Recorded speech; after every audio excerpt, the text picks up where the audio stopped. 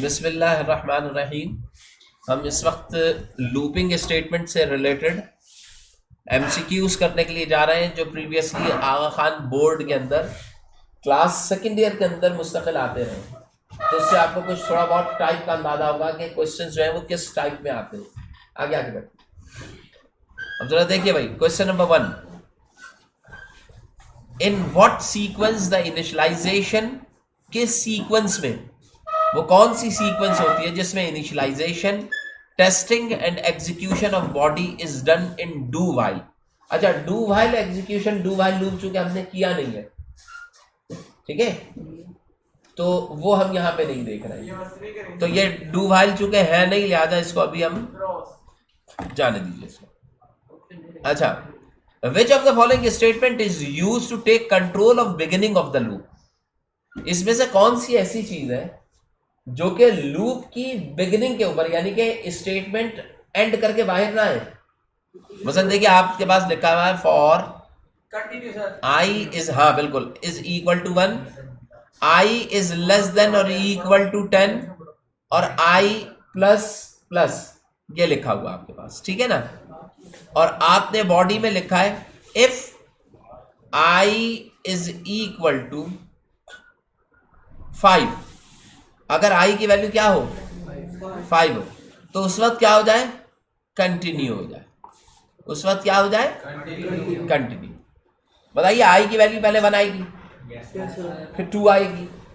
यहाँ पे आप प्रिंट भी करा लें। यहाँ पे जब आप बाहर आने लगे तो बाहर आने से पहले ये वाली स्टेटमेंट इफ के साथ ये है, और यहाँ पे आप करा लें प्रिंट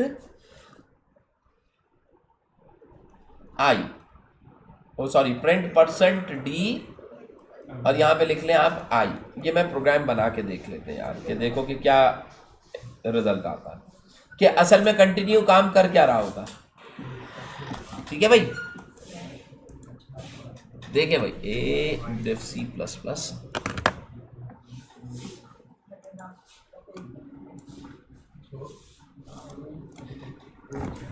देखिए भाई, एक इंटीजर वेरिएबल आई डिफाइन किया हमने,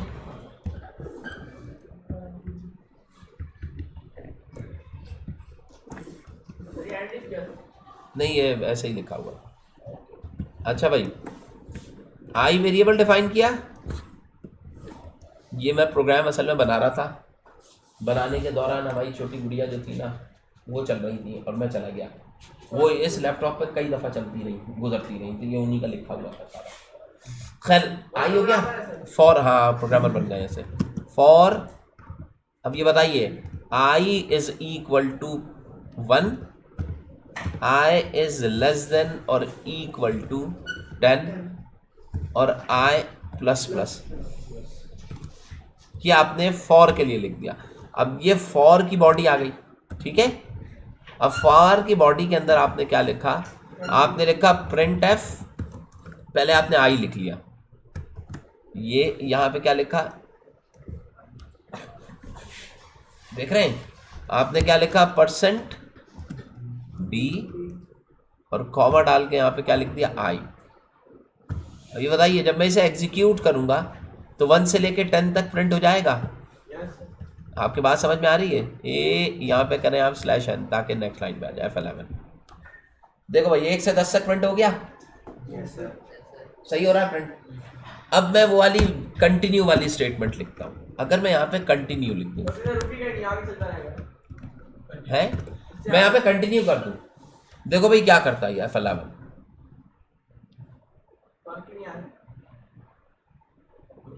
अभी भी, यानी कि कंटिन्यू का कोई इम्पैक्ट इसके ऊपर यहां पर नहीं आया। अब देखें, कंटिन्यू का मतलब ये होता है कि जारी रखना, हाँ, यानी कि उसको अगर कोई चीज, कंटिन्यू का मतलब क्या होता है, वहां से ये स्टार्टिंग या बिगिनिंग ऑफ लूप पे पहुंचा देता है। मतलब देखिए, जब ये प्रिंटफ एग्जीक्यूट हो जाती है तो इसको यहां से कहां निकल के जाना होता है, बिगिनिंग ऑफ लूप पे ना। तो इसका मतलब क्या है कि असल में, और कंटिन्यू भी यही काम करता है कि यहां से उठा के कहां पहुंचा देगा, बिगिनिंग ऑफ लूप। समझ रहे, आपके बात समझ में आ रही है। कंटिन्यू क्या काम करता है कि कंटिन्यू स्टेटमेंट जब भी आएगी वो आपको बिगिनिंग ऑफ लूप में। अब ये बताइए यहां पर 1 से 10 तक प्रिंट हो रहा है, अगर मैं इस कंटिन्यू की स्टेटमेंट को यहां से उठा के इधर लिख दूं, अब बताओ क्या होगा। अब जब तुम 1 करके नीचे उतरोगे तो ये प्रिंट नहीं करेगा, वापस चल जाएगा ऊपर, ये वापस ऊपर चला जाएगा और 10 दफा एग्जीक्यूट करके क्या जाना चाहिए, बाहर। तो बताइए इस कंटिन्यू के नीचे की चीजें प्रिंट हो सकेंगी?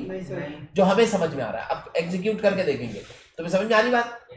मतलब i = 1 पे जब नीचे उतरेगा तो कंटिन्यू अंदर क्या जंप कर जाएगा, ऊपर नीचे वाली स्टेटमेंट को एग्जीक्यूट नहीं करेगा। F11 कुछ भी नहीं हुआ। इसका मतलब क्या है, कंटिन्यू के नीचे की स्टेटमेंट एग्जीक्यूट नहीं, ऊपर से उतरा कंटिन्यू फिर ऊपर चला गया, नीचे की स्टेटमेंट उसने क्या कर दी, स्किप कर दी। अब यहां पे देखें एक स्टेटमेंट होती है ब्रेक, कौन सी, ब्रेक। ब्रेक क्या करती है, आपको लूप के ऊपर नहीं पहुंचाएगी बल्कि लूप से क्या करेगी, बाहर। तो बताइए एक दफा i = 1 प्रिंट हो जाएगा, अगली दफा ऊपर जाने के बजाय क्या आ जाएगा, ये देखिए सिर्फ 1 प्रिंट हुआ, ऊपर क्या प्रिंट हुआ, 1। अब अगर मैं यहां पे ये कहूं, इस ब्रेक के लिए मैं यहां पे ये लिखूं, अगर मैंने ब्रेक ऊपर लिख लिया तो फिर कुछ भी प्रिंट नहीं होगा। अच्छा अगर मैं यहां पे लिखूं इफ i = 5, जब i की वैल्यू 5 हो जाए तो ब्रेक करें, 1 to 5 प्रिंट हो जाएगा, तो 1 से 5 तक प्रिंट होगा ब्रेक हो जाएगा और फिर ब्रेक कर जाएगा। देखिए भाई F11 देख रहे हैं, 1 से 5 तक प्रिंट हुआ और फिर ब्रेक हो गया, ब्रेक। अच्छा अगर मैं ब्रेक के नीचे यहां पे कंटिन्यू लिख दूं,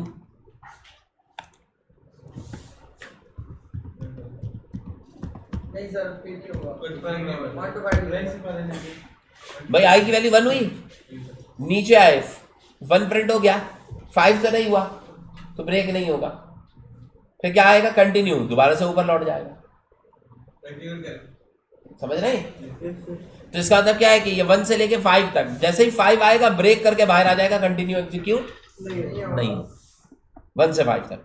अच्छा अगर मैं इनकी सिचुएशन चेंज कर दूं, ब्रेक नीचे ले आऊं और कंटिन्यू को ऊपर कर दूं, फिर सर ये हो जाएगा, नहीं सर इफ लगा हुआ है ना, वो 5 तक ही होगा। अब बताइए इफ के अंदर अब यहां पे क्या होगा, इफ में चेंजेस करें सर, नहीं बताइए i की वैल्यू 1 हुई, 1 प्रिंट हो गया, नीचे आया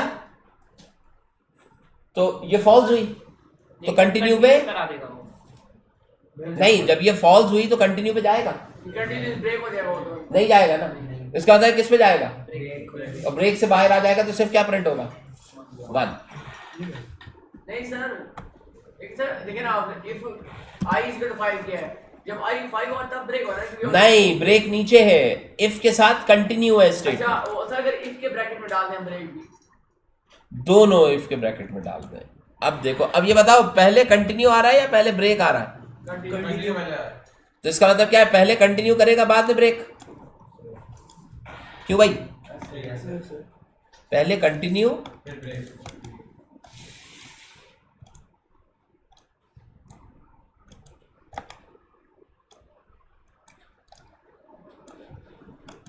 अभी बताइए जब नीचे उतरेगा, पहली दफा में तो कुछ नहीं होगा, 1 से 5 तक प्रिंट कर देगा, 6 पे नीचे उतरेगा तो ये कंटिन्यू कर जाएगा, 6 भी आ जाएगा क्योंकि ब्रेक नहीं करेगा, 7 8 9 और जब 10 होगा, 10 प्रिंट होने के बाद इफ, अब तो ये रहेगा ही नहीं, तो ये कहां तक प्रिंट करेगा, 10 से जैसे 11 होगा ऊपर की कंडीशन फॉल्स होगी, बाहर आ जाएगा 1 से 10 तक, 1 से 10 तक। समझे? तो ये स्टेटमेंट जो है, ये तो आपको ये चीज समझ में आ गई कि ब्रेक और कंटिन्यू में जो डिफरेंस आता है वो किस चीज का है, कि कंटिन्यू आपको पहुंचाएगा बिगिनिंग ऑफ लूप पर, और ये जो होगा ये आपको लेके आएगा out of loop, out of, चाहे लूप अभी कंप्लीट हुआ हो या ना हुआ।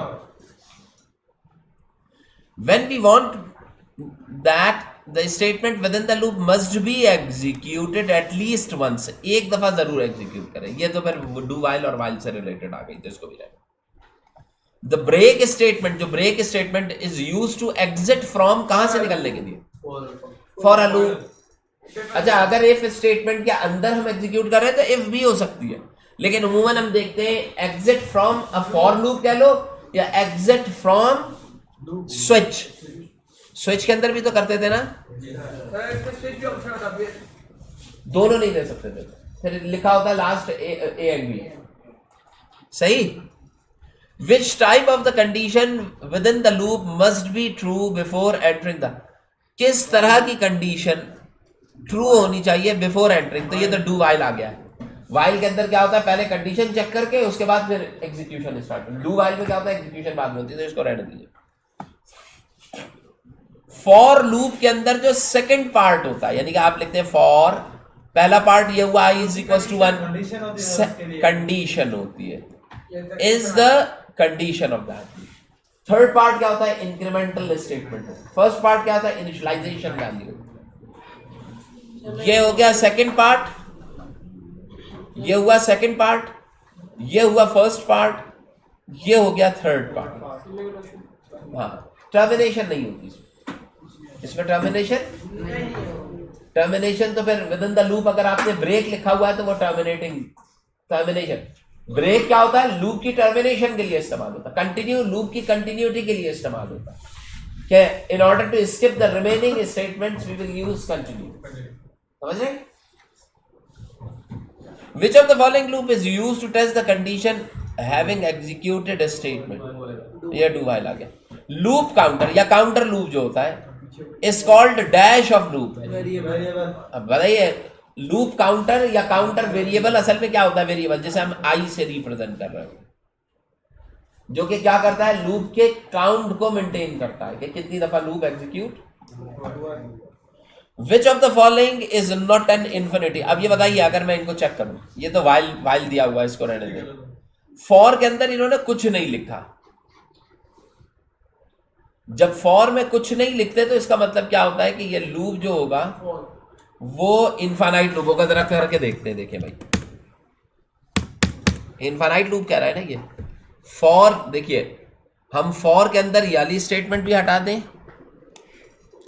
ये वाली स्टेटमेंट भी हटा दें, सारी स्टेटमेंट्स हटा दी हमने, और यहां पे प्रिंट एफ कर दिया। अब जरा देखो भाई, इसको भी हटा दिया, प्रिंट एफ आई कर रहा हूं मैं, ठीक है? समझ रहे भाई? फॉर ये लिखा और सारी स्टेटमेंट प्रिंट आई कर दिया। अब देखिए भाई, एक्सपेक्टेड डिक्लेरेशन बिफोर टोकन। देखो भाई, मैं यहां पे क्लिक करता हूं, ये क्या हो गया भाई, एक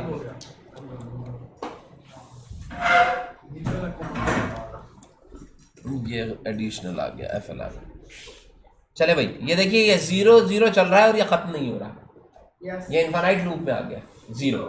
इसका मतलब क्या है कि इसने स्टार्टिंग कहां से किया है, इसने स्टार्ट किससे लिया है, 0 से। अच्छा, अगर मैं यहां पे लिख दूं i इज इक्वल टू क्या, 1, स्टार्टिंग वैल्यू क्या दे दूं, 1, और फिर चला हुआ फिलहाल। अब देखिए, ये देख रहे हैं, ये इनफाइनाइट लूप चल रहा है, ये देख रहे हैं। अच्छा, तो इनफाइनाइट लूप के लिए क्या है कि अगर आप आर्गुमेंट पास नहीं करते तो लूप बिकम इनफिनिट। सही? तो ये वाला आ जाएगा आपके पास, for this loop is infinite loop, बाकी सारे नहीं है। ठीक है? What is the output of the following program? इसको रहने दीजिए। प्रिंट सीरीज और number 1 to 10। Which of the following loop is nested, can be nested. तो बताइए, फॉर नेस्टेड हो सकता है। नेस्टेड का था क्या, फॉर के अंदर आप क्या बना दीजिए, फॉर लूप बना दो। फॉर में फॉर लूप, अगर i is equal to 1, i is less than equal to 3 और i प्लस प्लस लिखा है तो कितनी दफा चलेगा? अगर i equals to 1, i is less than और इक्वल टू 3 और i प्लस प्लस लिखा हुआ हो तो कितनी दफा चलेगा? 3 दफा चलेगा। पता है नहीं? बताओ, अगर मैं लिखता हूं for i is equal to 1, i is less than और इक्वल टू 3 और i प्लस प्लस, तो ये लूप कितनी दफा चल रहा होगा? 3 बार चल रहा। अब अगर इस लूप की जो बॉडी है इसमें एक और फॉर डिफाइन कर दूं कि j is equal to 1, j is less than equal to 3 और j प्लस प्लस, तो बताइए अंदर वाला लूप भी कितनी दफा चलेगा? इसका मतलब क्या है, यहां पर जब ये पहली दफा एंटर होगा, आई की वैल्यू जब यहां पर क्या होगी 1, तो यहां पे अंदर एंटर हो गए। अब ये वाला लूप जे वाला जो है ये कितनी दफा एग्जीक्यूट करेगा 3 टाइम्स। कितनी दफा एग्जीक्यूट करेगा? जब यहां से करके 3 टाइम एग्जीक्यूशन के बाद बाहर आएगा तो अब आई की वैल्यू क्या हो जाएगी 2 के लिए जब अंदर उतरेगा तो दोबारा से 3 टाइम्स चलेगा। फिर जब बाहर निकलेगा तो 3 के लिए दोबारा से 3 टाइम्स चलेगा। तो कितनी दफा चला 9। एक दफा 3, दूसरी दफा 3, फिर तीसरी दफा। तो इसका मतलब क्या है कि इनर आउटर अगर ऐसे लिखा हुआ है तो इसका मतलब क्या है 3 टाइम्स ये हो गया, 3 टाइम्स ये हो गया, तो 3 3 9 टाइम्स एग्जीक्यूट करेगा। मसलन मैं यहां पे अगर ऐसे करता हूं तो पाकिस्तान कितनी दफा लिखा हुआ आएगा 9 टाइम्स। देखिए i is equal to 3, i is less than और इक्वल टू 3 और i प्लस प्लस। ठीक है भाई, यहां पे अब मैं क्या लिख रहा हूं j for int j is equal to 1, j is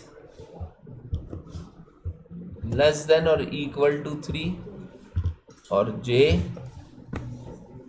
plus plus.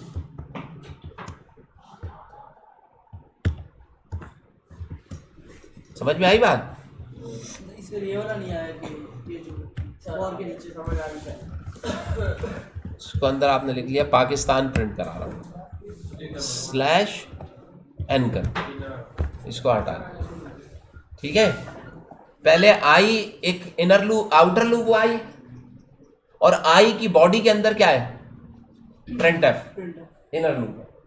ये जे वाला, अच्छा ये इंट मैंने लिखा है जो कि ऊपर, अगर मैं इसको हटा दूं इंट तो आप चाहें तो हटा दें, आप क्या करें जे यहां पर भी डिफाइन कर दें कॉमा जे।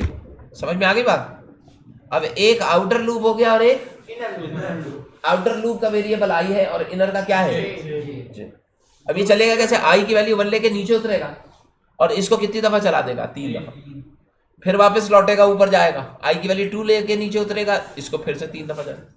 तो ये 3 दफा कितनी दफा चलेगा 3 दफा 3 दफा, तो कितने बन जाएंगे 9।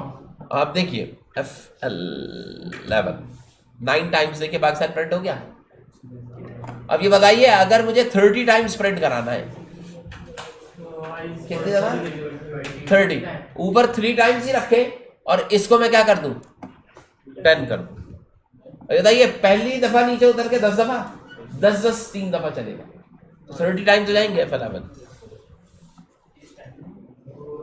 समझ में आ रही बात क्लियर हो रही है? तो इसका मतलब क्या हो गया, अब ये बताइए ये भी इतनी दफा प्रिंट हो रहा है, या तो 3 दफा 10 पे, और या फिर यहां पे आप 10 लिख लें, यहां पे 10 लिख लें और यहां पे क्या कर दें 3। एक ही 10 3 द 30 और 3 10 का क्या होगा 30 F11। तो समझ में आ रही है इनर और आउटर लूप? समझ में आती है बात? अच्छा, अब अगर मैं इस फॉर से बाहर आते हुए यहां पर, यहां से फॉर से बाहर आते हुए इधर यहां पे एक स्लैश एन दे दूं, क्या मतलब हुआ? सुनो भाई, क्या मतलब हुआ? आई की वैल्यू 1 होगी, नीचे उतरेंगे, पाकिस्तान प्रिंट करेगा, फिर अगला पाकिस्तान और फिर 3 पाकिस्तान प्रिंट कर देगा। फिर जब ये लूप से बाहर निकलने लगेगा तो ये नेक्स्ट लाइन ले लेगा। नहीं समझे? ठीक है, नेक्स्ट लाइन लेने का मतलब क्या है कि स्लैश एन, या यहां पे लिख लें स्लैश एन के ऊपर आप लिख लें मूविंग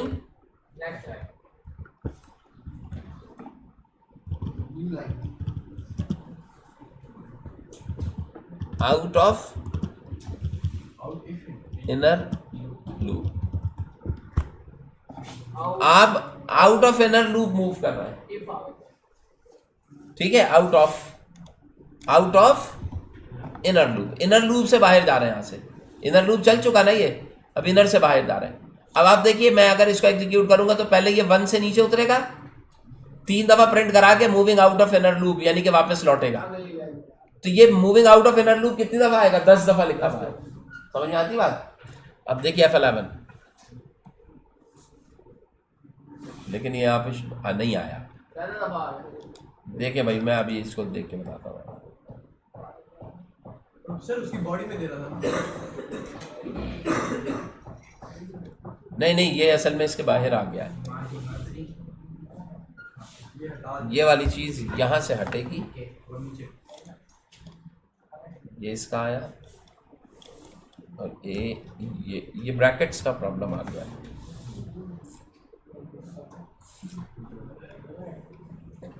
ये वाला ब्रैकेट नहीं, देखें इसका कौन सा आया। देखिए भाई ब्रैकेट्स कैसे कैसे आ रहे हैं। ये मेन का ओपन हुआ, ये मेन का क्लोज हुआ, फिर ये वाला फॉर है, ये इसका ओपन हुआ, फॉर का ये वाला क्लोज हुआ, 2 फॉर हो गए। इस वाले फॉर का ब्रैकेट मैंने नहीं बनाया, यही इसकी बॉडी हो जाएगी। अगर चाहें तो यहाँ पे हम बना सकते थे, यहाँ पे इसका ओपन करते और यहाँ क्लोज कर देते, ठीक है। अब देखें फिलहाल, देखें भाई, अब ये आ गया। 3 दफा पाकिस्तान आया, फिर moving out of the inner loop, फिर 3 दफा Pakistan moving out of the loop. तो आपको ये पता लग रहा है, ये इनर हुआ फिर बाहर आया, फिर इनर हुआ फिर बाहर आया, फिर इनर हुआ, कितनी दफा बाहर आया? 10 दफा। और अगर मैं इस स्टेटमेंट को यहाँ पे चेंज कर दूं, इसको मैं 3 कर दूं और इसको भी 3 रहने दूं, तो 9 दफा प्रिंट होगा, 3 दफा बाहर आएगा। देखिए ये 3 दफा प्रिंट किया, moving out of the loop, फिर 3 दफा प्रिंट किया, moving out of the loop. बच्चे कम आए आज? यस सर, वो कुछ दिन कुछ बच्चे गए हुए हैं अभी। हम साथ ले लेंगे माड़ी गैस के अंदर, वो थोड़े ना स्पेशल बच्चे हैं, उनके साथ टाइम स्पेंड करते हैं। स्पेशल बच्चे समझते हैं? हाँ वही सर, वो सीरियस में कौन सर? वो थोड़े डिसेबल है, डिसेबल स्टूडेंट्स। अच्छा जहनी तौर पे जो ठीक। चलो सर, ये हो गई बात। ये चीज समझ में आई आपके? तो ये कहलाता है nested loop. Which of the following conditions the loop may be used for testing operator? Which of the following condition in while loop, लेकिन while तो आपने पढ़ा नहीं है, रिलेशन। अभी बताइए, while loop के अंदर जो कंडीशन है, कोई भी कंडीशन, हम जो for loop के अंदर भी जो कंडीशन लिखते हैं, उसमें I is less than or equal to relational operator आया। इसी तरीके से लॉजिकल ऑपरेटर भी उसमें क्या हो सकता है? यूज हो सकता है। तो relational and logical operators both can be used at the same time. सही बात समझ में आई? हाँ। Before entering into the while loop, ये रहने दें। Which of the following is used to termination in while? क्या चीज? अब ये वाली चीज जो है ना, ये हमने व्हाइल के लिए, ये वाइल वाला है सर, सॉरी। अब ये देखिए, which of the following statement is used terminating from termination of to the loop? Loop से बाहर आने के लिए क्या चीज आती है? तो यहाँ पे हमारे जहन में लूप से अगर बाहर आना है तो एक तो ब्रेक हो सकता है। एक क्या हो सकता है? ब्रेक। लेकिन अगर ब्रेक नहीं है तो लॉजिकली अगर आप बाहर आ रहे होंगे तो ऐसी सूरत में आप ब्रशेस यूज करते। जो आप ब्रैकेट बनाते हैं ना लूप के नीचे, उसकी बॉडी के ब्रैकेट, वो ब्रैकेट जो कि आखिर में क्लोज हो रहा होता है, उस ब्रैकेट से लूप से हम क्या करते हैं? बाहर आते हैं। सही। तो इस वजह से इन्होंने ब्रशेस दिया हुआ है। What is the output of the following program? अब ये भी do while का है। Print series alphabet from A to Z। नहीं, ये तो this is the most appropriate condition when while loop is more suitable for, इसको भी रहने दे। Which of the following enables you to execute the same sequence of statement or block repeated number of times? तो वो loop ही ये काम करता है कि किसी ब्लॉक ऑफ स्टेटमेंट को या सिंगल स्टेटमेंट को नंबर ऑफ, इसको रिपीटेशन भी कहलाती है, आइटरेशन भी कहलाती है। क्या सुन रहे हैं? क्या क्या कहलाती है? रिपीटेशन कहलाती है, आइटरेशन, लूपिंग, सब एक ही चीज है। अच्छा, अब ये देखिए बेटे, ये जो है ये क्वेश्चन दिया हुआ, which of the following is the correct syntax of loop? देखिए लिखा है for int i is equal to 0, ये तो सही लिखा है। इंट, आप चाहें तो ऊपर इंटीजर डिफाइन करके नीचे लिख लें, ऐसे लिख लें, ये चीज ठीक है, ये वाली चीज सही है। सेमीकोलन भी सही आ रहा है। i इज लेस देन और इक्वल टू 5, ये भी ठीक है। आई प्लस प्लस, ये भी ठीक है, लेकिन फॉर के बाद यहाँ पे क्या दिया हुआ है? सेमीकोलन। फॉर के बाद सेमीकोलन तो नहीं होता, तो ये स्टेटमेंट क्या हो गई? रॉन्ग। अब यहाँ पे देखिए इस वाली स्टेटमेंट में फॉर के साथ int i is equal to 0 ठीक है, कॉमा ये भी ठीक है और ये भी सर वहाँ ठीक पे है। वो डबल सेमीकोलन नहीं है। यहाँ पे सेमीकोलन मौजूद नहीं है, नहीं है, तो ये भी क्या होगी? रॉन्ग। तो देखिए फॉर इंट 0 लूप के बाहर है वो। यहाँ पे देखिए दिया हुआ है और यहाँ पर भी दिया हुआ है, तो ये भी गलत। यहाँ पे देखिए फॉर इंट 0 यहाँ पर आ गया, ये क्लोज हुआ और फिर ये, तो ये जो है वो आपके पास इसकी स्टेटमेंट ट्रू कंसीडर की। Which of the following variation not necessary in expression? Loop inside another loop. Nested loop. Nested loop. ऐसा लूप जो कि किसी दूसरे लूप के अंदर हो, loop with in the loop क्या कहलाएगा? नेस्टेड। अच्छा, नेस्टेड लूप में दो लूप होते हैं, एक आउटर होता है, एक इनर। बताओ पहले कौन सा एग्जीक्यूट सर करेगा? पहले आउटर पहले इनर कंप्लीट होता है फिर आउटर होता है। देखिए चल के आते तो आउटर सही है, लेकिन कंप्लीशन किसकी होती है? तो इनर लूप पहले कंप्लीट होता है, आउटर तो सबसे आखिर में कंप्लीट होता है। Yes sir.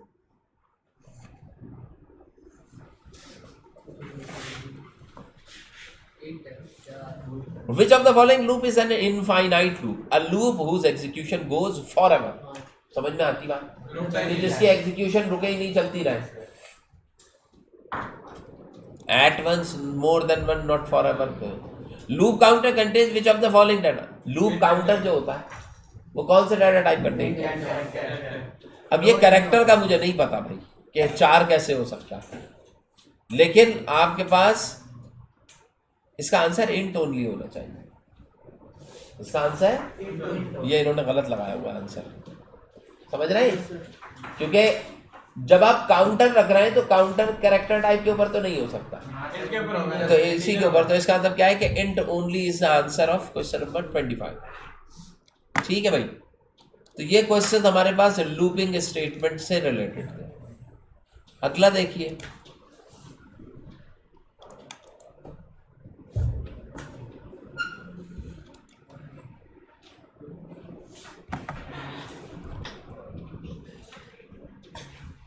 ये कह रहे हैं define the purpose of if statement. CRQs है ये, कंट्रोल स्टेटमेंट। इफ एल्स का पर्पस बता सकते हैं कि क्या होता है, किस वजह से इस्तेमाल करते हैं? नहीं सर, कोई और? हाँ सर अगर एक जो इफ वाली गलत हो जाती है ना, तो फिर ये इफ एल्स वो करता है। हाँ, देखिए बेसिकली पर्पस क्या हुआ, वजह क्या होती है कि मैंने इफ एल्स की स्टेटमेंट यूज करी। अगर पहली वाली जो मतलब नहीं, मेरे पास कोई सिचुएशन होगी जिसमें यूज करूंगा। क्या सिचुएशन होगी वो? मेरे पास क्या सिचुएशन होगी जिसमें मैं कहूंगा कि अगर ऐसा हो तो यूं हो जाए, वरना ये, यानी कि हाँ कहिए सर कि अगर एक स्टेटमेंट अगर गलत हो जाएगी तो उसकी जगह पे फिर दूसरी नहीं स्टेटमेंट नहीं, ये तो आप उसकी एग्जीक्यूशन बता रहे हैं, आपसे पूछ रहे हैं पर्पस। हाँ ऑप्शन ज्यादा होता हाँ, जब आपके पास किसी पोजीशन पे 2 पॉसिबिलिटीज अवेलेबल हो। क्या चीज है? 2 पॉसिबिलिटी। 2 पॉसिबिलिटी, 2 और मोर देन 2 पॉसिबिलिटी। इफ 2 और more than 2 possibilities are available। अगर हमारे पास 2 या 2 से ज्यादा पॉसिबिलिटीज अवेलेबल है तो ऐसी सूरत में हम क्या करते हैं? If else statement. अब आप ये बताइए इफ स्टेटमेंट कहां यूज किया? If only 1 possibility is there. If else कहां यूज करते हैं? If 2 possibility. और एल्स इफ कहां यूज करते हैं? इफ 2 और more than 2 possibilities are available. याद है ना? जब 3 से ज्यादा होती थी तो एल्स इफ आ जाती है। Describe if else if structure. अब बताओ, ये कह रहा है उसको, उसके स्ट्रक्चर को डिस्क्राइब करें। तो डिस्क्राइब जब भी दिया जाएगा with help of an example आप दे सकते हैं। कोई भी एक एग्जांपल डालिए और उसमें कर दें कि इफ, और वो प्रोग्राम में लिखे आप ये करें कि इफ, हाँ, if number is less than 0 then print negative, if it is greater than 0 then print positive, else print 0। और एक प्रोग्राम इससे रिलेटेड बना डालिए। समझ रहे हैं? इसको डिस्क्राइब करते हुए इफ एल्स की का सिंटैक्स भी लिखा जाएगा। और इफ एल्स का सिंटैक्स कैसे लिखेंगे? पहले लिखेंगे इफ। अब बताओ इफ के साथ यहाँ पे क्या चीज आती है? कंडीशन। तो यहाँ पे मैं क्या लिखूंगा? कंडीशन। ये जनरलाइज फॉर्म लिख रहा हूं मैं, यहाँ पे क्या लिखूंगा? कंडीशन। फिर ये क्या आएगी? बॉडी। कौन सी बॉडी होगी? इफ इफ की बॉडी इफ ट्रू। अगर ट्रू होती है तो ये बॉडी एग्जीक्यूट। एल्स फिर यहाँ पे आएगा बॉडी इफ फॉल्स। ये सिंटैक्स कहलाएगा किस चीज का? इफ एल्स का। और अगर आप लिखते हैं एल्स इफ यहां पे लिख देते तो यहां पे दोबारा से कंडीशन देते, और फिर लिखते हैं कि इफ बॉडी इफ ट्रू, यहां पे ट्रू लिखते और ये चलता चला जाता नीचे। आखिर में एल्स लिख के इफ बॉडी इज फॉल्स तो फिर उसको एग्जीक्यूट कर। समझ रहे? हाँ भाई सर हम एल्स इफ जितनी दफा भी लिख दें एल्स। हाँ देखो देखो मैं एल्स इफ के लिए आपको लिख के दिखाता हूँ, जरा देखिए इसको समझ। देखिए देखिए एल्स का मैं आपको लिख के दिखा देता हूँ। देखिए इफ के लिए कैसे लिखेंगे? इफ तो सर एक बार आएगा, एल्स इफ लिखेंगे इफ कंडीशन,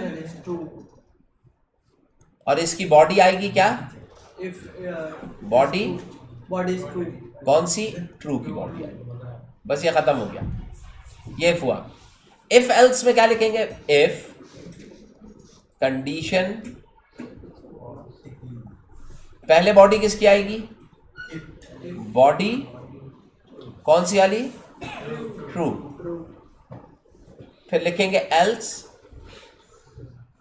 बॉडी, नहीं ये सेकंड वाला है, दो बना रहे थे, दो इसके बाद वाला आएगा बॉडी फॉल्स। ये 2 ऑप्शन के लिए, ये 1 ऑप्शन के लिए, ये 2 ऑप्शन के लिए, और 3 ऑप्शन के लिए क्या करेंगे? इफ इफ कंडीशन, ऐसे लिखते थे ना, क्या करते थे? बॉडी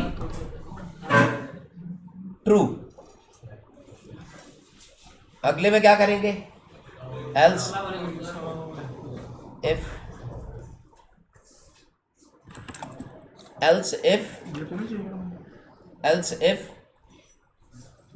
कंडीशन समोसे चाहिए? नहीं प्लास्टिक के। अच्छा एल्स इफ कंडीशन। अब बताओ ये कंडीशन अगर ट्रू हुई तो बॉडी ट्रू। कौन सी वाली बॉडी ट्रू होगी? अगर ये कंडीशन ट्रू हुई तो ये वाली बॉडी एग्जीक्यूट हो जाएगी। कंडीशन ट्रू हुई, ये वाली बॉडी है। एल्स इफ आ गया ना, उसके बाद आखिर में क्या लिखेंगे? एल्स। ये जो एल्स होगा ये बॉडी फॉल्स के लिए एग्जीक्यूट करेगा, बॉडी फॉल्स के लिए एग्जीक्यूट करेगा। तो ये स्टेटमेंट का पूरा सेटअप होगा, ये आप जो बनाएंगे। ये सिंटैक्स कहलाएगा इफ एल्स इफ का, ये सिंटैक्स इफ एल्स का, और ये खाली इफ का। तो बस इसको ही